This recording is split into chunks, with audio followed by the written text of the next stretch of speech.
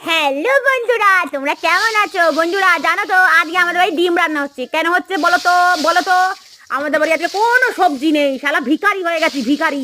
ফ্রিজটা খুলে দেখি সকালবেলা কোনো সবজি নেই, কিচ্ছু নেই, পেঁয়াজ নেই, রসুন নেই। তারপরে মনে পড়লো হঠাৎ করে যে আমার বর রাত্রিবেলা ডিম পেড়েছিল। না না, পারিনি ডিমটা, ডিমটা এনে রেখে দিয়েছিল। বলেছিল কি ডিমটা ভাজা ভাজা করে কিছু খেয়ে নেবা। তা ভাবলাম কি ডিমটা আর আমি বানাই আজকে কি, সেই জন্য আমি ওই ডিমের ঝোল বানাচ্ছি। কেন, আমার বড় মেয়ের ডিমের ঝোল খেতে খুব ভালো লাগে, খুব ভালো লাগে। ও একেবারে অমৃত লাগে ডিমের ঝোলটা খেতে গিয়ে। সেই জন্য আমি এই ডিমের ঝোলটা বানাচ্ছি। দেখেছো মশলা, কতগুলো মশলা দিয়েছি ওর মধ্যে। কি দিয়েছি বলো তো? কোনো মশলাও ছিল না ঘরের মধ্যে, একদম বিক্রি হয়ে গেছি আমরা।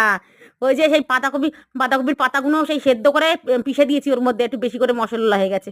তারপরে এইগুলো পিষে দিয়ে এবার ডিমটা ডাললাম। কি করলাম, হ্যাঁ মনে পড়ছে। আমি একটু কি বলবো, ভয়েস ওভার করতে গিয়ে একটু হাকলে হাকলা হয়ে যাচ্ছি। কেন, আমার না খুব জোরে খিদে পেয়েছে। মনে করছি কি খাবো কি খাবো।